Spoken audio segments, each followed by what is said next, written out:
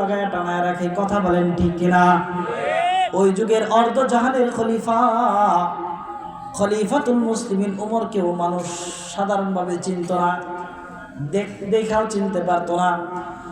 এই জন্য আল্লাহর নবীর প্রিয় সাহাবী একদিন রাস্তা দিয়ে বের হয়ে গেছে, মরুভূমি।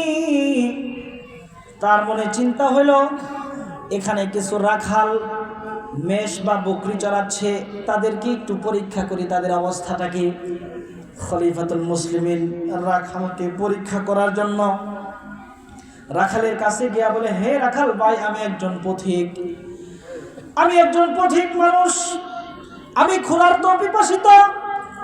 তোমার এই মেষ বকরির পাল থেকে আমাকে কি একটু দুধ দেওয়া যাবে, অথবা একটা বকরি কি দেওয়া যাবে যেটা দুধ আমি পান করব, পান করে তৃষ্ণা মিটাবো? তাহলে এটার পরিবর্তে তোমাকে আমি কিছু মূল্য দিতাম। রাখাল বলে, ও ভাই পথিক, তুমি ক্ষুধার্ত পিপাসিত ঠিক আছে, কিন্তু এই যে রাখাল, আমি এই যে গরু ছাগল যাই বলো, মেষ বলো, এগুলোর আসল মালিক আমি না, এগুলো আরেকজনের। আমি এটা চড়ানোর দায়িত্ব নিয়েছি মাত্র। সুতরাং মালিকের হুকুম ছাড়া এখান থেকে একটি বকরি বিক্রি করা বা বকরির দুধ বিক্রি করা আমার দ্বারা সম্ভব নয়। আল্লাহু আকবার বলেন, আল্লাহু আকবার। খলিফাতুল মুসলিমিন বলেন, তোমাকে ডাবল মূল্য দিব, মূল্যের ক্ষেত্রে কোনো কমতি হবে না। তোমার মালিক লা তামুতুন্না ইল্লা ওয়া আনতুম মুসলিমুন। আল্লাহু আকবার বলেন। আল্লাহ তাআলা ডাক দিয়া বলেন, ইয়া আইয়ুহাল্লাযীনা আমানুত্তাকুল্লাহ, হে ঈমানদারেরা, তোমরা আল্লাহকে ভয় করো। কাকে বলেন? আবার বলেন, কাকে ভয় করতে হবে? মুমিন একমাত্র একজনকে ভয় করবে, তিনি কে বলেন? মুমিন একজনকে ভয় করবে, তিনি হলেন আল্লাহ। এই জন্য আল্লাহ তাআলার প্রথম ঘোষণা হলো ঈমানদারদের প্রতি, তোমরা আল্লাহকে ভয় করো। কাকে ভয় করতে হবে বলেন? ভয়টা সাধারণভাবে করলে হবে না, হাক্কা তুকাতিহি, যেভাবে ভয় করার দরকার ওইভাবে ভয় করতে হবে। ওয়ালা তামুতুন্না ইল্লা ওয়া আনতুম মুসলিমুন। মুসলমান না হয়ে কিন্তু কবরে এসো না, মৃত্যুবরণ করো না। অর্থাৎ সব সময় মুসলমান হয়ে মৃত্যুর জন্য প্রস্তুত থাকতে হবে। কথা বলেন ঠিক কিনা? কারণ মৃত্যুর কোনো সময় আছে বলেন? নির্ধারিত কোনো সময় নাই। মৃত্যু সকলের কাছে চলে আসবে। আশ্চর্যের বিষয় হলো মৃত্যু কখন হবে এটা আমরা জানি না। এই জন্য মৃত্যুর জন্য প্রস্তুত থাকতে হবে। এই আয়াতের মধ্যে দুইটা বিষয় মৌলিক, একটা হলো ঈমানদার আর একটা হলো আল্লাহর ভয়। আমি যে আয়াতের সাথে হাদিস পাঠ করেছি, এটা একটা অর্থবহ জামে, মানে একটা হাদিস, মানে এই হাদিসের মধ্যে ইসলামের সব কিছু আছে। আল্লাহু আকবার বলেন। নবীর বিখ্যাত সাহাবী হযরত আবু হুরায়রা রাদিয়াল্লাহু আনহু একজন বড় মাপের রাবী সাহাবী। রাবী মানে হলো যিনি আল্লাহর নবী থেকে হাদিস বর্ণনা করেন, তাকে বলা হয় রাবী। কি বলে বলেন দেখি? বাংলায় হলো হাদিস বর্ণনাকারী সাহাবী। অর্থাৎ যে সাহাবী সবচাইতে বেশি হাদিস বর্ণনা করেছেন 5000-এর উপরে, তিনি হলেন হযরত আবু হুরায়রা। আল্লাহু আকবার বলেন। এই সাহাবী আসহাবী সুফফার অন্যতম সদস্য, অর্থাৎ যারা নবীর কাছে ইলম শেখার জন্য নবীর ঘরের পাশে পড়ে থাকতো। ঘর থেকে কখনো এখান থেকে সরতো না, কারণ সরে গেলে যদি নবী কোনো ইলম বইলা ফেলায় আর ওইটা থেকে যদি নিজে বঞ্চিত হয়ে যায়, এই ভয়ে কখন এখান থেকে সরতো না। এমন একজন সাহাবীর নাম আবু হুরায়রা। নাম কি বলেন? আবু হুরায়রা। 7ম হিজরিতে 27 বছর বয়সে একজন টকবকে যুবক ইসলাম গ্রহণ করে। তার নবীর প্রতি ভালোবাসা এই পরিমাণ, ইলমের প্রতি, ধর্মীয় জ্ঞানের প্রতি মহব্বত এই পরিমাণ যে নবীর পাশ থেকে উঠা যাইতেও চাই না। আল্লাহু আকবার বলেন। নবীর যেটা মাদ্রাসা ছিল আসহাবে সুফফা, রওজাতুম মিন রিয়াজিল জান্নার পাশে, নবী একদিন উপস্থিত সাহাবীদেরকে বলতেছেন, এই সাহাবীরা, মাইয়াখুযু আন্নি হাউলাইল কালিমাত, তোমাদের মধ্যে কে আছো আমি তোমাদেরকে কিছু উপদেশ দিব, কিছু নসিহত করব, কে আছো এগুলো গ্রহণ করবা। আল্লাহু আকবার বলেন। তবে আল্লাহ নবী এই কথার সাথে সাথে দুইটা শর্ত জুড়ে দিয়েছেন। কয়টা শর্ত বলেন? একটা হলো মাইয়া আমালু বিহিন, শর্ত হলো নিজে আমল করবা। আরেকটা হলো আউ ইউআল্লিমু মাইয়া আমালু বিহিন্না, অথবা এই আমি যে কথাগুলো বলবো এগুলো এমন কাউকে শিখাইবা যে আমল করবে। আল্লাহু আকবার বলেন। তার মানে বোঝা গেল ধর্মীয় কোনো বিষয় শেখার সাথে সাথে সেটা আমলে নিয়ে আসা, এটা আল্লাহর নবীর আদেশ। কথা বলেন ঠিক কিনা? এই জন্য আল্লাহর নবী এই কথা বলার সঙ্গে সঙ্গে এলেন পিপাসু আল্লাহর নবীর প্রিয় সাহাবী যার নাম আবু হুরায়রা। আসলে তার নাম আবু হুরায়রা না, ইসলাম গ্রহণের নাম পূর্বে নাম ছিল আব্দুস সখর, ইসলাম গ্রহণের পরে নাম হয়েছে আব্দুর রহমান। নাম কি বলেন? কিন্তু বিড়ালের বাচ্চা পালতো, এই জন্য আল্লাহ নবী মহাব্বত করে আবু মানে পিতা, হুরায়রা এটা হলো ছোট বিড়াল, হিররতুন থেকে হুরায়রা অর্থাৎ ছোট বিড়ালের পিতা। আল্লাহ নবী মহব্বত করে আবু হুরায়রাকে এই নামে ডাকতো। এই জন্য আল্লাহ তাআলাও এই তার নামটা পছন্দ করেছেন।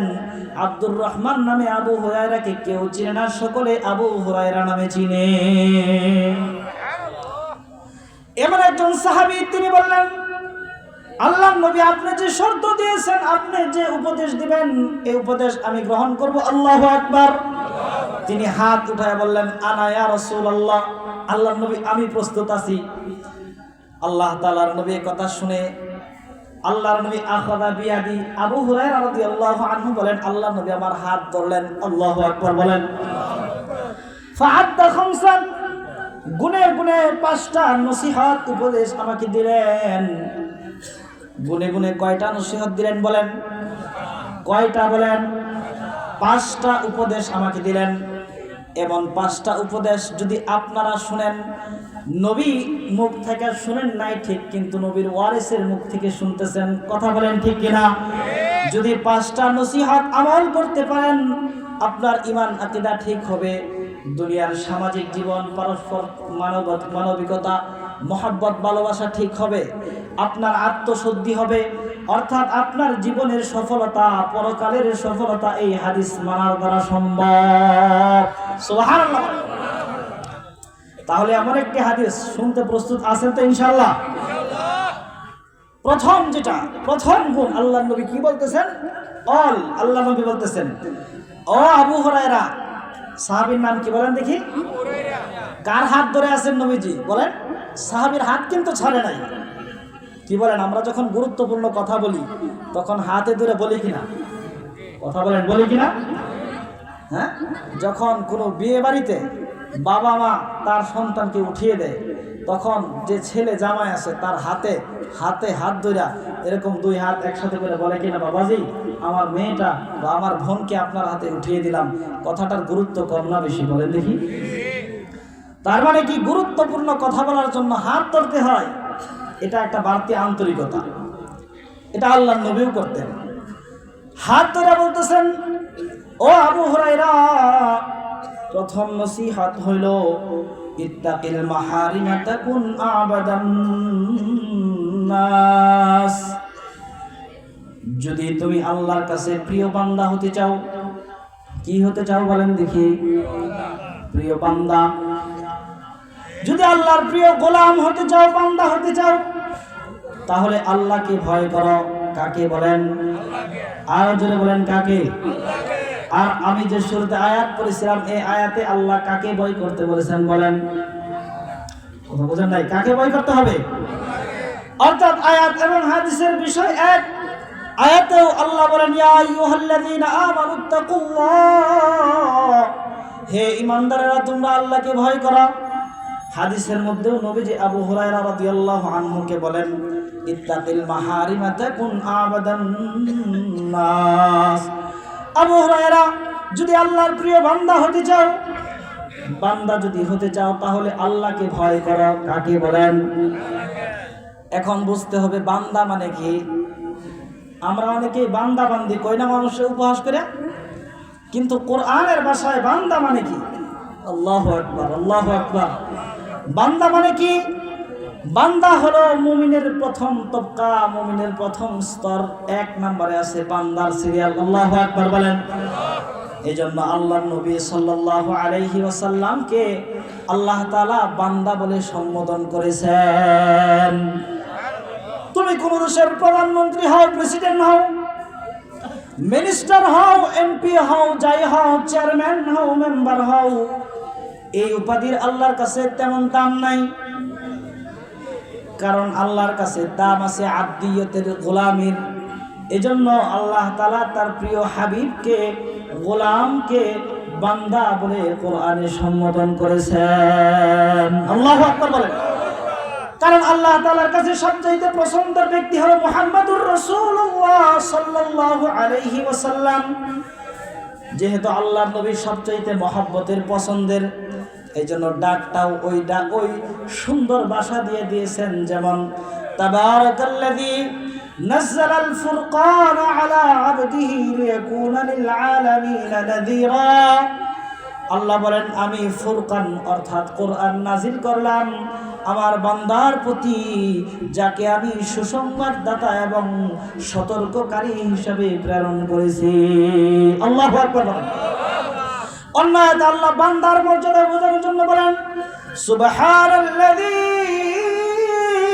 আসরা বিআবদিহি লাইলাম মিনাল মাসজিদিল হারাম। আল্লাহু আকবার। এখানেও বান্দার দাম বুঝাইছেন আল্লাহ, যে আমি আমার বান্দাকে এক রাতের এক অংশে তাকে আমি ইসরা করিয়েছি, মেরাজের প্রথম সফর করিয়েছি। আল্লাহু আকবার।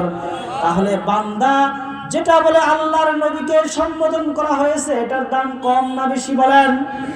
যে শব্দ দ্বারা আল্লাহর নবীকে ডাকা হয়েছে, এই শব্দ আমি আপনি যদি আমার ভিতরে আনতে পারি, তাহলে আমরা সফল কাম হইতে পারবো। কথা বলেন ঠিক কিনা?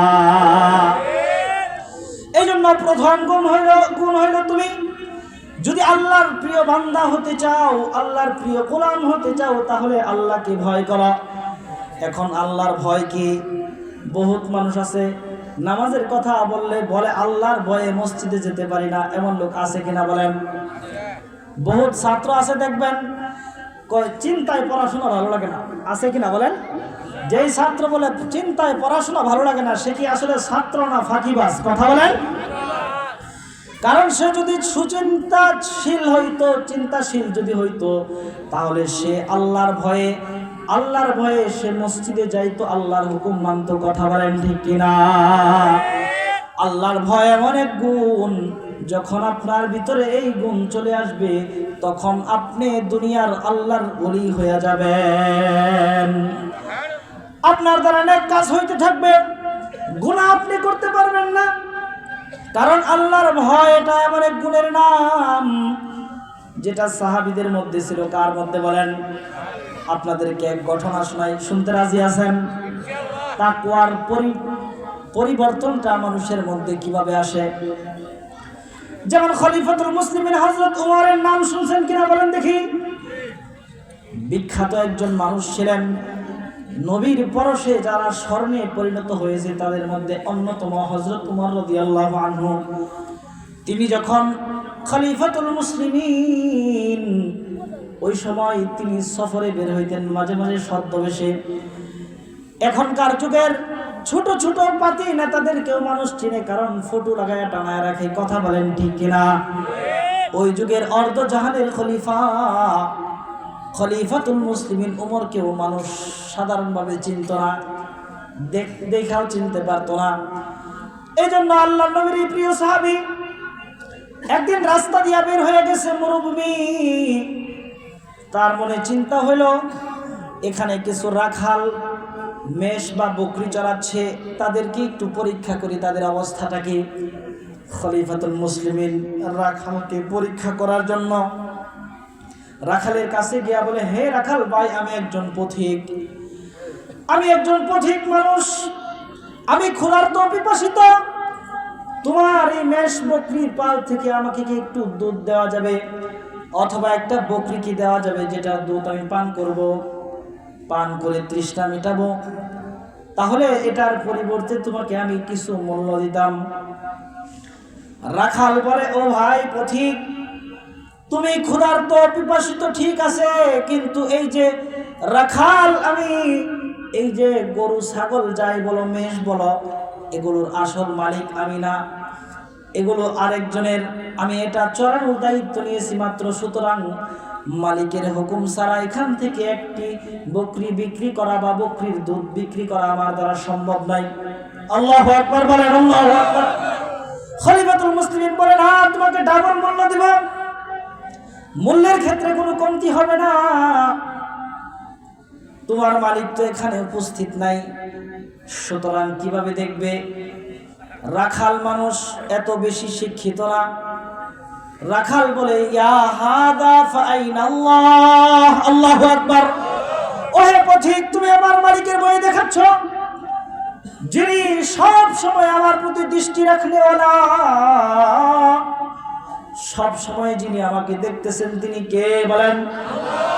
আল্লাহ বলেন, তুমি যদি কোথাও থাকো, মনে করে না তুমি একা আছো, ওহুয়া মাআকুম আইনামা কুনতুম, তুমি যেখানে আছো আমি তোমার সাথে আছি। আল্লাহু আকবার বলেন। ইল্লা হুয়া রাবিউহুম ওয়ালা খামসাতিন ইল্লা হুয়া সাদিসুহুম, যেখানেই যাইবা তোমার সাথে মনে করবা তোমার আল্লাহ আছে, তোমার আল্লাহ তোমাকে দেখতেছেন। রাখাল যখন এই কথা বলছে, ও পথিক, তুমি দুনিয়ার মালিকের বই দেখাইলা, তুমি কি জানো না আসমানে রব্বুল আলামিন আরশে আজিম থেকে আমার দিকে দৃষ্টি দিয়ে আছেন? আজকে যদি দুনিয়ার মালিককে ফাঁকি দেই, তাহলে ওই রব্বুল আলামিন যিনি আরশ থেকে আমাকে দেখছেন, হাসরের ময়দানে তার কাছে আমি কি জবাব দিব? সুবহানাল্লাহ পড়বেন না? এখন দেখুন, এই যে আল্লাহর ভয় থাকার কারণে সিসি ক্যামেরার প্রয়োজন হয় নাই, কোনো কিছুর প্রয়োজন হয় নাই, ছোট্ট একটা অপরাধও করতে পারে না, কারণ তার ভিতরে আল্লাহর ভয় আছে। কার ভয় বলেন? ওই যুগের রাখালের যুগে যদি যেমন আল্লাহর ভয় ছিল, যদি এই যুগের পিএইচডিধারী শিক্ষিত মানুষের মধ্যে থাকতো, তাহলে এই যুগটা ওই যুগের মতো স্বর্ণ যুগ হয়ে যাইত। কথা বলেন ঠিক কিনা? আমাদের সমাজের অবস্থা কি? যে যত বেশি শিক্ষিত সে তত বড় চোর। কথা বলেন ঠিক কিনা? আমরা গ্রামের মানুষ, রাষ্ট্রীয় কয় টাকা চুরি করার ক্ষমতা আমাদের আছে? কি বলেন, আছে? রাষ্ট্রীয় যারা দায়িত্বশীল, যেই সময় অতিবাহিত হয়ে গেছে এটাতে প্রমাণ হয়েছে, কলমের এক গোতায় 1000 কোটি টাকা বিশ্ব ব্যাংকে পাচার করেছে, সুইস ব্যাংকে পাচার করেছে। কথা বলেন ঠিক কিনা? কারণ কি? ভিতরে কি নাই? আল্লাহর ভয় নাই। যদি ভয় থাকতো ওই যুগের রাখালের মতো, তাহলে বিশ্ব ব্যাংকে বা সুইস ব্যাংকে 1000 টাকা কেন, 1 টাকা পাচার করতে সে পারত না। কথা বলেন ঠিক কিনা? এজন্য আল্লাহ তাআলার নবীর প্রথম আদেশ হলো, ইত্তাকিল মাহারিমা তাকুন আবাদান নাস। তাকওয়ার একটা উদাহরণ শুনলেন আল্লাহ তাআলা কোরআনে কারীমের অন্য আয়াতে বলেন, আল্লাহ রাব্বুল আলামিন বলেন, ওয়া মান ইয়াত্তাকিল্লাহা ইয়াজআল লাহু মাখরাজা। আল্লাহু আকবার বলেন। যে আল্লাহকে ভয় করবে, আল্লাহ দুনিয়াতে তাকে সব বিপদ আপদ থেকে হেফাজত করবেন। আল্লাহু আকবার বলেন। ওয়া ইয়ারযুকুহু মিন হাইসু লা ইয়াহতাসিব, এবং সে যেখানেই থাকুক, যে অবস্থায় থাকুক, আল্লাহ তাআলা তার পূর্ণাঙ্গ রিজিকের ব্যবস্থা করবেন। সুবহানাল্লাহ পড়বেন না? তাকওয়া যদি থাকে, অর্থাৎ আল্লাহর ভয় যদি অন্তরে থাকে, পরকালে তো আপনি নিশ্চিত মুক্তি পাবেন। দুনিয়াতে যে মুক্তি পাবেন তার একটা উদাহরণ, ঘটনা শুনতে রাজি আছেন ইনশাআল্লাহ? বুখারী শরীফ নাম শুনেছেন? নাম শুনেন নাই? বুখারী শরীফের অবস্থানটা কি? আসহুল কুতুবি বাদা কিতাবিল্লাহি তাআলা আল মুসনাদ আস-সহিহুল বুখারী। আল্লাহু আকবার বলেন। কোরআনের সাথে কোনো কিতাবের তারতম্য তুলনা চলে না। তবে যদি আপনি সহির দিক থেকে ধরতে যান, সারা পৃথিবীতে কোরআনের পরে মানুষের রচনা সবচেয়ে বিশুদ্ধ কিতাব হলো সহিহুল বুখারী। আল্লাহু আকবার বলেন। এই কিতাবের একটা ঘটনাটা হলো, 3 বন্ধু, কয় বন্ধু বলে দেখি? 3 বন্ধু মরুভূমির মধ্যে সফরে বের হয়েছে। বনি ইসরাইলের যুগের ঘটনা। 3 বন্ধু মরুভূমি দিয়া ঘুরতেছে। তিন বন্ধু ঘুরতে ঘুরতে হঠাৎ মরুভূমির মধ্যে বালু ঝড় শুরু হয়ে গেছে। কি ঝড় বলেন? অর্থাৎ বালুর ঘূর্ণিঝড় শুরু হয়ে গেছে। বালুর ঘূর্ণিঝড় বড় মারাত্মক, চোখে মুখে বালু চলে যাবে, শ্বাস বন্ধ হয়ে যাবে এমন উপক্রম। তিন বন্ধু তাড়াহুড়া করে পাহাড়ের মরুভূমির পাশে এক গর্তে অবস্থান করেছে। যেহেতু উপরে ঘূর্ণিঝড় হচ্ছে, বাতাস, প্রবল বাতাস হচ্ছে, বাতাসের কারণে একটা পাথরের খণ্ড এই গর্তের উপরে এসে পড়ে গেছে। তিন বন্ধু পেরেশান হয়ে গেছে। যখন বালুঝড় শেষ হয়েছে তখন তিন বন্ধু বের হওয়ার জন্য চেষ্টা করতেছে, কিন্তু পারে না। কারণ উপরে এমন ভারী এক পাথর, যে পাথর নিচ থেকে সরানোর ক্ষমতা তাদের নাই। আর যেহেতু মরুভূমি, এখানে রাস্তাও নাই, মানুষ আসার সম্ভাবনা নাই, সুতরাং এর ফল দাঁড়ালো এই গর্তের মধ্যেই তাদের তিনজনকে মৃত্যুবরণ করতে হবে। তিন বন্ধুর একজন বলল, এই তিন বন্ধু শোনো, এখানে কোনো মানুষ আমাদেরকে বাঁচাইতে আসবে না। আমরা যদি জীবনে ভালো কোনো কাজ করে থাকি, ওই ভালো কাজের উসিলায় আজকে আল্লাহর কাছে এই বিপদ থেকে মুক্তি চাই। হতে পারে আল্লাহ তাআলা এই ভালো কাজের উসিলায় আমাদেরকে এই বিপদ থেকে মুক্তি দিবেন। এই বন্ধুর পরামর্শ অনুযায়ী এক বন্ধু বলল, ঠিক আছে, আমার মা বড় অসুস্থ বৃদ্ধা ছিল, আমি কাজ করতাম, রাতে কাজ করে আসার সময় মায়ের জন্য দুধ বা অন্য খাবার নিয়ে আসতাম, প্রতিনিয়ত মাকে খাওয়াইতাম, মাকে খাওয়ানোর পরে আমার সন্তান বিবি বাচ্চাদেরকে খাওয়াইতাম। একদিন আমার আসা দেরি হয়ে গেল, এসে দেখি আমার মা ঘুমিয়ে গেছে। মা ঘুমিয়ে যাওয়ার পরে আমি আর মাকে জাগাই নাই। পিছন দিক দিয়ে আমার সন্তানরা আমার ক্ষুধার তাড়নায় আমার পিছনে দাঁড়ায় আছে, কিন্তু আমি চাইলাম আমার মাকে আগে খানা খাওয়াবো, পরে সন্তানকে খাওয়াবো, কিন্তু মায়ের ঘুম আমি ভাঙলাম না। মায়ের ঘুমন্ত মায়ের শিয়রের পাশে আমি দুধের পেয়ালা হাতে দাঁড়িয়ে রইলাম। মা যখন সকালে ঘুম থেকে উঠছে, দেখে আমি সন্তান দুধের পেয়ালা হাতে দাঁড়ায় আছি। আল্লাহ, এই যে মায়ের প্রতি ভালোবাসা, এই কাজটা যদি আপনার পছন্দ হয় তাহলে এই কাজের উসিলায় আমাকে বিপদ থেকে মুক্তি দিন। দোয়ার সাথে সাথে পাথরটা একটু সরে গেছে, আল্লাহু আকবার বলেন। কিন্তু যতটুকু সরেছে অতটুকু দিয়ে বের হওয়া সম্ভব নয়। দ্বিতীয় বন্ধু দোয়া করতেছে, আল্লাহ, আমি অনেক সম্পদের মালিক ছিলাম, আমার এক কাজের লোক ছিল, গোলাম ছিল, যে গোলাম একদিন আমার কাছে কাজ করে মজুরি না নিয়ে চলে গেছে। আমি আমানতের হেফাজত করার জন্য সেই মজুরিটাকে আমার ফান্ডে না রেখে সেই গোলামের আলাদা একটা ফান্ড তৈরি করলাম। ধীরে ধীরে তার অল্প টাকা থেকে তার বিশাল এক পাল হয়ে গেল, মহিষের গরুর মেষের পাল হয়ে গেল। বহুকাল পরে সেই গোলামের সাথে আমার সাক্ষাৎ হলো। আমি সেই গোলামকে বললাম, ও গোলাম, তোমার অল্প টাকার ব্যবসা আজকে বৃদ্ধি করে বহু বড় হয়েছে, এটা তোমার, এটাতে আমার কোনো হক নাই।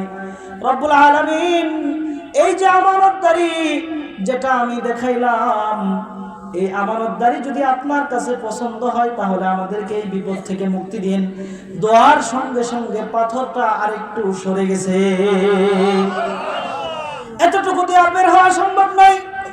তৃতীয় নম্বর বন্ধু দোয়া করতেছে, রব্বুল আলামিন, আমার এক বোন ছিল, চাচাতো বোন, যে আমার খুব পছন্দের ছিল, যে আমার কি ছিল বলেন, খুব পছন্দের ছিল, যার সাথে মিলিত হওয়ার ইচ্ছা খুব ছিল আমার। কোনো এক সময় সে ঋণগ্রস্ত হয়ে আমার কাছে টাকা পয়সা দিরহামের জন্য আসছে, আর আমি তাকে এই সুযোগে তাকে একটা কুপ্রস্তাব দিলাম। কুপ্রস্তাব দেওয়ার কারণে সে অভাবের তাড়নায় এই প্রস্তাবে রাজি হয়ে গেল। আমি বিশেষ মুহূর্তে তার কাছে যাব, দেখি আল্লাহর এই পেয়ারা বান্দির দুই চোখ দিয়া অশ্রু পড়তেছে। আল্লাহু আকবার বলেন। ওই যুবকটা বলে, কি ব্যাপার, এমন আনন্দ কোন এক মুহূর্ত, এই মুহূর্তে তোমার চোখ দিয়া পানি কেন? ওই যুবতী মহিলা বলে, মেয়ে বলে, ভাই আমার চোখ দিয়া পানি পড়ে কারণ আল্লাহ তাআলা এটা নিষেধ করেছেন। আমি আল্লাহকে ভয় করেওয়ালা একজন আল্লাহর বান্দি, সুতরাং তুমি যে আমার চরিত্রের উপরে আঘাত করতেছো, এই ভয়ে, আল্লাহর ভয়ে আমি কান্না করতেছি। আল্লাহু আকবার বলেন। এই কথা বলার সঙ্গে সঙ্গে যুবক বলে, এই মহিলার কথা শুনে আমার হৃদয়ে আল্লাহর ভয় চলে আসছে। আল্লাহর ভয়ে মহিলার সাথে আর মিলিত হই নাই। মিলিত না হয়ে একটা চিৎকার মেরে ঘর থেকে বের হয়ে চলে আসছে। আল্লাহু আকবার। রব্বুল আলামিন ওই মুহূর্তের দোয়া, ওই মুহূর্তের তাকওয়া যদি, ভয় যদি আপনি কবুল করুন, আজকের এই কঠিন বিপদ থেকে আমাদেরকে উদ্ধার করুন। দোয়ার সঙ্গে সঙ্গে গর্তের উপর থেকে পাথরটা দূরে সরে গেছে। আল্লাহু আকবার বলেন। 3 যুবক বের হয়ে চলে আসছে। হাদিসের ব্যাখ্যা আসছে, কোন মানুষ যদি আল্লাহকে ভয় করে, তার হৃদয়ে যদি আল্লাহর ভয় থাকে, সে দুনিয়াতে কোনো বিপদে পড়বে না। বিপদে পড়লেও ওই বিপদ থেকে আল্লাহ তাকে উদ্ধার করে ফেলবেন। তাহলে আল্লাহর ভয়ের প্রয়োজন আছে কিনা বলেন? যদি আপনার ভিতরে আল্লাহর ভয় থাকে, তাহলে আপনি মানুষের ক্ষতি করতে পারবেন না। যদি আপনার ভিতরে আল্লাহর ভয় থাকে, তাহলে আপনি নামাজ ছেড়ে দিতে পারবেন না। কথা বলেন ঠিক কিনা? যদি আপনার ভিতরে আল্লাহর ভয় থাকে, তাহলে আমরা সুদ ঘুষ খেতে পারবো না, দুর্নীতি করতে পারবো না। কথা বলেন ঠিক কিনা? এই জন্য বুজুর্গানে দিল বলেন, রাসুল হিকমতি মাখাফাতুল্লাহ, সব শিক্ষার মূল হলো আল্লাহর ভয়। কথা বলেন ঠিক কিনা? যার ভিতরে আল্লাহর ভয় যত বেশি, সে তত বড় দামি।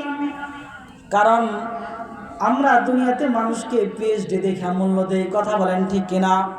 যার ডক্টরেট ডিগ্রি আছে সে দামি মনে করি তারে, আর যার কাছে বড় বড় শিক্ষা, টাকা পয়সা বেশি, তারে দামি মনে করি। আল্লাহ কয় না, ইন্না আকরামাকুম ইনদাল্লাহি আতকাকুম, আমার কাছে দামি হলো ওই ব্যক্তি যার দিলে আমি আল্লাহর ভয় বেশি। সুবহানাল্লাহ বলবেন না? আল্লাহ তাআলা আয়াতে পুরো আয়াত শুনে বুঝবেন।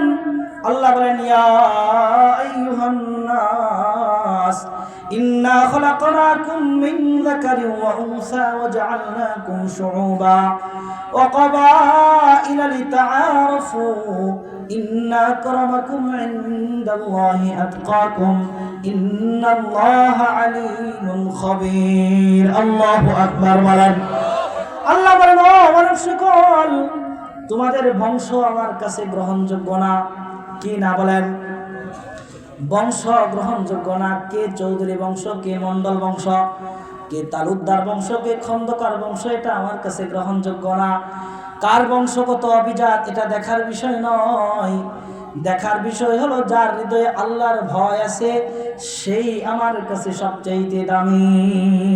সুবহানাল্লাহ। কোরআনের এই আয়াত যখন নাজিল হয়, আল্লাহ নবী সাল্লাল্লাহু আলাইহি ওয়াসাল্লাম যখন মক্কা বিজয় হয় 10ম হিজরি, কত হিজরি বলেন? আল্লাহ নবীর বিজয়ের সময় আল্লাহ নবী খুঁজতেছেন, আইনা বেলাল, বেলাল কোথায়? বেলালকে বললেন, বেলাল কাবার সাথে দাঁড়ায়, আজকে বিজয়ের আজান তুমি দিবা। আল্লাহু আকবার বলেন। এই কারণে নতুন মুসলমান যারা হয়েছে তারা বলে, আল্লাহ নবী ঐতিহাসিক দিনে বেলাল সে হাবশী গোলাম, সে আফ্রিকার মানুষ, তার চেহারা সুন্দর না? কি সুন্দর না বলেন? পায়ের গোড়ালগুলো ফাটা, ঠোঁট মোটা, দেখতে কালো, মাথার চুলগুলি কুকরানো, এমন একজন মানুষকে দেয়া বিজয়ের দিনের আজান আল্লাহর নবী আজকে দেওয়াবেন। মনে মনে চিন্তা করতেছি, কি করতেছে বলেন? মনে মনে নতুন যারা মুসলমান হয়েছে, ইসলামের পূর্ণ মহত্ব অন্তরে প্রবেশ করে নাই, আবু সুফিয়ান সহ যারা এই ধরনের লোক ছিল, তারা মনে মনে আল্লাহ তাআলার কাছে বেলালের এত দাম, হযরত বেলালের শানে আল্লাহ কোরআনের একটা আয়াত দিয়ে দিলেন। সুবহানাল্লাহ বলেন। কারণ বেলাল উচ্চ বংশীয় ছিল না, বেলাল ছিল গোলাম। আর বেলাল হৃদয়ে ছিল, বেলালের হৃদয়ে ছিল আল্লাহর ভয়। কার ভয় বলেন? আল্লাহর ভয়ে বেলালকে যখন এরকম জিহ্বার ভিতরে আংরা দেওয়া হয়েছে, জ্বলন্ত আগুন দেওয়া হয়েছে, লোকেরা বলেছে, বেলাল এখন ঈমান ছাইরা দাও। দিলে এই পরিমাণ রবের ভালোবাসা আর ভয়, আল্লাহর ভয়ে ঈমান থেকে এক চুল পরিমাণ পিছপা হয় নাই। লোকেরা জিজ্ঞাসা করছে, বেলাল কষ্টের মধ্যে থেকে কেন তুমি এত কষ্ট করো? বেলাল বলে, আয় লোকেরা শোনো, जफा जो इश्क में होती है वो जफा ही नहीं, सितम ना हो तो मोहब्बत में कुछ मजा ही नहीं। अल्लाहु আকবার বলেন। বেলাল বলে, ইমানের স্বাদ আগে পাইছি ঠিক আছে, যখন জিহ্বায় পেরেক ঢুকাইছে তখন ইমানের আসল স্বাদ পাইছি। আল্লাহু আকবার বলেন। বেলালের দিলে এই পরিমাণ আল্লাহর ভয়, এজন্য আল্লাহ তাআলা বলেন, নবী আজকের দিনের বিজয়ের আজান দিবে বেলাল। আল্লাহর নবীর কাছে জিবরাইল আমিন চলে আসছেন। আল্লাহর নবী, আপনার কতিপয় নতুন সাহাবীর দিলে ধারণা আজকের আজানটা যদি ভালো কোনো কণ্ঠওয়ালা অভিজাত বংশের লোককে দিয়ে দেওয়াইতেন, এমন চিন্তা তারা করতেছে। আল্লাহর নবী বললেন, ও সাহাবীরা, কে কে চিন্তা করতেছো? বেলালের মাকাম কোথায় শুনো, বেলালের অবস্থান কোথায় শুনো। তার দিলে আল্লাহর ভয় আছে, আল্লাহর কাছে তার দাম সবচাইতে বেশি। বেলালের জিহ্বা ফাটা, এজন্য আশহাদু বলতে পারে না, আশহাদু বলে। আল্লাহর কাছে কণ্ঠ গ্রহণযোগ্য না, কথা বলেন ঠিক কিনা?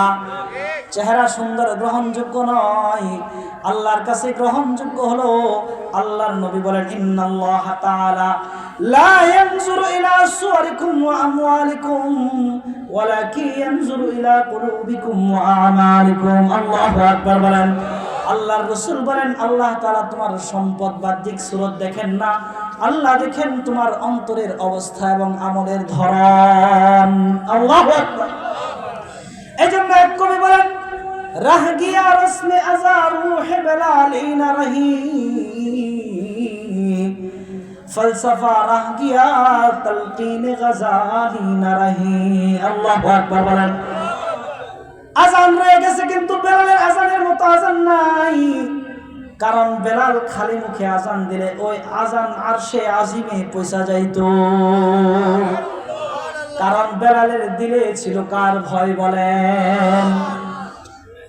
এই জন্য আল্লাহর ভয় যার বেশি, তার দাম আল্লাহর কাছে বেশি। আপনি শিক্ষিত হন, অশিক্ষিত হন, এই জন্য আল্লাহ বলেন আল্লাহর কাছে আলেমদের দাম কম না বেশি বলেন? কারণ কি? আল্লাহ বলেন, ইন্নামা ইয়াখশাল্লাহ মিন ইবাদিহিল উলামা। আলেমের দিলে সবচাইতে বেশি আল্লাহর ভয়। এজন্য আলেমকে আল্লাহ দামি বানাইছেন। কেমন দামি? আল্লাহর নবী আলেমের দামি আর শান বর্ণনা করতে গিয়ে আল্লাহর নবী বলেন, ইন্নাল উলামা ওয়ারাসাতুল আম্বিয়া ওয়া ইন্নাল আম্বিয়া লাম ইউওয়ারিসু দিনারান ওয়ালা দিরহামা ফামান আখাযাহু আখাযা বিহাজ্জিন ওয়াফির। আল্লাহু আকবার বলেন। আলেমের দাম কেন বেশি? আল্লাহর নবী বলেন, আমি আমার সম্পদ রেখে যাই নাই, সম্পদের কোনো ওয়ারিস বানাই নাই। আমি আল্লাহর পক্ষ থেকে যে জ্ঞান আর ইলম প্রাপ্ত হয়েছিলাম, এই ইলমের জিম্মাদারি আর এই ইলমের ভার ওয়ারিস আমি এই দুনিয়ার আলেমদের কাছে দিয়ে গেলাম। সুবহানাল্লাহ পড়বেন না? এজন্য আলেম পাইলে আলেমকে কদর করা, এটাও একটা ইমানের বহিঃপ্রকাশ। কথা বলেন ঠিক কিনা? আপনাদের মসজিদের ইমাম সাহেব, মাদ্রাসার মুহতামিম শিক্ষকদেরকে ইজ্জত করবেন তো ইনশাআল্লাহ? একটা আছে ভয় আর একটা আছে ইজ্জত। যেমন দুনিয়ার নেতা খেতারে মানুষ ভয়ে সালাম দেয়, কথা বলেন ঠিক কিনা? কিন্তু আলেম ওলামাদেরকে, বুজুর্গদেরকে, সম্মানীদেরকে মানুষ ইজ্জত করে। কি করে বলেন? আল্লাহ ওয়ালাদেরকে মানুষ ইজ্জত করে কিনা বলেন দেখি? এই জন্য আমার এতক্ষণে 1 নাম্বার গুণ যেটা ছিল, ইত্তাকিল মাহারিমা তাকুন আবাদান নাস। তোমরা আল্লাহকে ভয় করো, তাহলে আল্লাহর প্রিয় বান্দা হইতে পারবা। আল্লাহকে ভয় করবো তো ইনশাআল্লাহ। কোরআনে কারিমে ইয়া আইয়ুহাল্লাযীনা আমানুত্তাকুল্লাহ কথাটা বেশ অনেকবার আসছে। যেমন আমি আপনাদের সামনে পড়লাম, ইয়া আইয়ুহাল্লাযীনা আমানুত্তাকুল্লাহ হাক্কা তুকাতিহি। অন্য আরেক জায়গায় আসছে, ইয়া আইয়ুহাল্লাযীনা আমানুত্তাকুল্লাহ ওয়া কুলু কাওলান সাদীদা। অন্য জায়গায় আসছে, ইয়া আইয়ুহাল্লাযীনা আমানুত্তাকুল্লাহ ওয়াল তানজুর নাফসুম মা কদ্দামাত লিগাদ। আল্লাহু আকবার বলবেন না? ইয়া আইয়ুহাল্লাযীনা আমানুত্তাকুল্লাহ ওয়া কুনু মা'আস সাদিকিন। অনেকগুলো বলা যাবে ইনশাআল্লাহ। তাহলে 1 নাম্বার গুণ অন্তরে কার ভয় আনতে হবে বলেন? 1 নাম্বার গুণটা যদি আপনি ফিটিং করে ফেলাইতে পারেন, তাহলে আপনি মুমিনের একটা উঁচা দরজায় চলে গেলেন। আল্লাহু আকবার বলেন। আলোচনা লম্বা করবো না। 2 নাম্বার, আল্লাহর রাসূল কোন সাহাবীর হাত জানি ধরে রাখছিলেন? নাম বলেন। মাশাআল্লাহ, আল্লাহু আকবার বলেন। যে সাহাবীর হাত ধরে রাখছিলেন সাহাবীর নাম হলো আবু হুরায়রা। দ্বিতীয় উপদেশ হলো ওয়ারযা বিমা কাসামাল্লাহু লাকা তাকুন আগনান নাস। আবু হুরায়রা, আল্লাহর পক্ষ থেকে যে ফয়সালা হয় এটার উপর তুমি সন্তুষ্ট থাইকো। সুবহানাল্লাহ। কি বলেন, এটা আমরা পারি? তকদীর নিয়ে কত মানুষের অভিযোগ আছে কিনা বলেন দেখি। আমার এই গরিব বানাইলো আল্লাহ, আর লোক পাইল না, আমার এই বিপদ দিল, আল্লাহর কি বিচার নাই? নাউজুবিল্লাহ, এমন কথা আমাদের সমাজে বলে কিনা বলেন? আমার একটা গরু এটাই মারতে হইলো, অন্য কত মানুষের গরু পড়ে রয়েছে মরে না, আমার একটা গরু এটাই মারা গেল। আমার একটা সন্তান ছিল, একটা সন্তানই মরতে হইলো, অন্যজনের 8-10টা করে সন্তান, ওগুলো মরে না। এরকম কথা মানুষ বলে কিনা বলেন দেখি। এমন কথা যদি কেউ বলে, বোঝা গেল সে পূর্ণ ইমানদার হতে পারে না। কথা বলেন ঠিক কিনা? এজন্য ইমানদারের দ্বিতীয় গুণ ওয়ারযা বিমা কাসামাল্লাহু লাকা তাকুন আগনান নাস। সে আল্লাহ তাআলার ফয়সালার উপর সব সময় সন্তুষ্ট থাকবে। যেমন আল্লাহর পক্ষ থেকে যা হয়েছে তাই হবে। যদি ভালো অবস্থা আসে তাহলে শুকরিয়া আদায় করতে হবে। যদি খারাপ অবস্থা মুসিবত আসে, এটাও কার পক্ষ থেকে বলেন? আর জোরে বলেন, কার পক্ষ থেকে? ইমানের মৌলিক সবক হলো শাররুম মিনাল্লাহি তাআলা ওয়াল বা'সি বা'দাল মাউত। ভালো মন্দ কার পক্ষ থেকে হয় বলেন? আল্লাহ তাআলা জানেন কাকে ভালো দিলে, কোনটা দিলে কার জন্য ভালো হবে। আল্লাহ জানেন আমাকে কতটুকু সম্পদ দিলে আমার জন্য ভালো হবে। আল্লাহ জানেন কতটুকু হায়াত আমার জন্য ভালো হবে। এজন্য আল্লামা রুমি বলেন, হর চিজ কো কিসমত কিয়া কসামে আজল নে, জিস চিজ কি কবল নজর আয়া। আল্লাহু আকবার বলেন যে আল্লাহ যাকে যতটুকু দেওয়ার ততটুকুই দিয়েছেন, তিনি জানেন কে কতটুকু পাওয়ার যোগ্য। কথা বলেন ঠিক কিনা? দেখবেন 2-1টা বিপরীত নিয়ম হয়ে যায়, অনেক ফকিন্নির পোলা হঠাৎ করে বড়লোক হয়ে যায়। আছে কিনা বলেন? এলাকার মুরব্বীদেরকে গুনে না, সালাম দেয় না। ভদ্রঘরের সন্তান যদি বড় হয়, সে কখনো অতীত ভুলে না, মানুষকে সম্মান করে। আর ছোট লোক যদি হঠাৎ করে তার পরিবর্তন হয়ে যায়, তার পায়ের তলায় মাটি থাকে না। কথা বলেন ঠিক কিনা? আছে কিনা সমাজে বলেন? এই জন্য আল্লাহ জানে কাকে কতটুকু দিতে হবে, ওই হিসাব অনুযায়ী রব দান করেন। এই জন্য যখন মুসিবত আসবে, আল্লাহর শিক্ষা হলো তোমরা মুসিবতে ধৈর্য ধারণ করবা। কি করবা বলেন? আল্লাহর ফয়সালার উপর সন্তুষ্ট থেকে ধৈর্য ধারণ করতে হবে। এই জন্য আল্লাহ তাআলার ঘোষণা হলো, ইয়া আইয়ুহাল্লাযীনা আমানুস্তাঈনু বিস-সাবরি ওয়াস-সালাহ ইন্নাল্লাহা মা'আস-সাবিরিন। আল্লাহু আকবার বলেন। আল্লাহ বলেন, যখন বিপদ আসবে, বিপদ আসলে সাহায্য কার কাছে চাইতে হবে বলেন? নাকি জটা বাবার কাছে বলেন? বন্ড পীরের কাছে? মাজারে? কোন মানুষের কাছে না? কার কাছে চাইবেন বলেন? আল্লাহর কাছে চাওয়াটা এত সহজ যে দুনিয়ায় কারো কাছে চাওয়া এত সহজ না। আল্লাহ রুমি বলেন, हर गाड़ी देने को तू तैयार है, जो ना मांगे उससे तू बेजार है। बाज आ हर आज हस्ती बाज आ, घर का फिर गो बरो बुत पुरुस्ती बाज आ, ई दरगाहे मन दरगाहे ना उम्मीद नीस, सदबर अगर तौबा शिकस्ती बाज आ। अल्लाहु আকবার বলেন। দুনিয়ার রাজা বাদশার দরবারে যাইবেন, ঢোকার জন্য পারমিশন লাগবে, টোকেন লাগবে। কথা বলেন ঠিক কিনা? কিন্তু আল্লাহর দরবারে যাইবেন, শতবার তওবা করেছেন, তওবা ভেঙেছেন, সমস্যা নাই। গভীর রাতে রবের কাছে নিজে ওযু করে 2 রাকাত নামাজ পড়ে যখন হাত উঠাইবেন, আল্লাহ বলেন, এই বান্দা যখন আমার কাছে হাত উঠাইছে, তার জীবনের সব গুনাহগুলো আমি ক্ষমা করে দিলাম। আল্লাহর রাসূল বলেন, আইয়ুরাদ্দাহুমা সিফরা, যখন কোনো বান্দা আন্তরিক তওবা করে হাত উঠায়, তার হাত খালি ফিরিয়ে দিতে আল্লাহ লজ্জা বোধ করেন। সুবহানাল্লাহ। এই জন্য বিপদে সাহায্য চাইবো কার কাছে বলেন? আল্লাহর কাছে সাহায্য চাইবো, ধৈর্য ধারণ করতে হবে। আল্লাহ তাআলা বলেন, ইয়া আইয়ুহাল্লাযীনা আমানুসবিরু ওয়া সাবিরু ওয়া রাবিতু, ধৈর্য ধারণ করো, ধৈর্যের উপর অটল থাকো, তাহলে এই দুনিয়া আখিরাতে সফল হইতে পারবা। সুবহানাল্লাহ। এই জন্য কার ফয়সালা মানতে হবে বলেন? আল্লাহর ফয়সালা মানতে হবে। এক ব্যক্তি ছিল হিন্দুস্তানের, তার নাম ছিল শাহেদৌলা। নাম কি বলেন দেখি? বুজুর্গ মানুষ, লোকেরা ডেকে আনছে, বাঁধ ভেঙে মহল্লা এলাকা ডুবে যাচ্ছে, যে একটু দোয়া করে দেন। শাহেদৌলা আয়েশা কি করতেছে? দোয়া না কইরা যেদিক থেকে পানি আসতেছে ওই দিক থেকে মাটি কাইটা আরো পরিষ্কার করে দিতেছে। লোকজনে বলে, কি ব্যাপার? আল্লাহর ওলি, ডাক দিলাম দোয়ার জন্য, পানি ফেরানোর জন্য, আজকে দেখি পানির লাইন আরো কাইটা ক্লিয়ার করে দিতেছেন, কারণ কি? আল্লাহর ওলি শাহেদৌলা বলে, জিদার মাওলা উদার শাহেদৌলা, আল্লাহু আকবার বলেন। আমার রব চাইতেছেন এলাকা ডুবাই দিবেন, আর আমি রবের প্রিয় বান্দা হয়ে আমি এটা চাই না যে এলাকাটা না ডুবুক। এই কথার সঙ্গে সঙ্গে ইতিহাস থেকে সঙ্গে সঙ্গে পানিটা বন্ধ হয়ে গেছে। এটা হলো রবের মর্জির উপর খুশি থাকা। হুজুর চলে আসছেন, আর তিনটা কথা আছে। আবার 3 নাম্বার গুণ, ওয়া আহসিন ইলা জারিকা তাকুন মুমিনান, তুমি যদি মুমিন হও তাহলে তোমার প্রতিবেশীর সাথে ভালো ব্যবহার করো। এটা হলো একটা মানবিক গুণ। বলছিলাম না, এখানে সব ধরনের গুণই আছে, একটা জামে মানে হাদিস। সামাজিকতার রক্ষার্থে এই গুণ আপনার এটা আনতে হবে। আল্লাহর রাসূল বলেন, যে ব্যক্তি পরকালের উপর ঈমান আনে, ফালইউকরিম জারহু, সে যেন তার প্রতিবেশীকে সম্মান করে। যে প্রকৃত মুসলমান সে নয়, মান সালিমাল মুসলিমুনা মিন লিসানিহি ওয়া ইয়াদিহি, যার হাত থেকে তার প্রতিবেশী মুসলমান নিরাপদ নয়, সে প্রকৃত মুসলমানই নয়। এজন্য প্রতিবেশীর প্রতি খেয়াল রাখবো তো ইনশাআল্লাহ আমরা। 4 নাম্বার, ওয়াহিব্বা লিন-নাস মা তুহিব্বু লিনাফসিকা তাকুন মুসলিমান, যদি তুমি প্রকৃত মুমিন হও, নিজের জন্য যা পছন্দ করবা অন্যের জন্য তা পছন্দ করবা।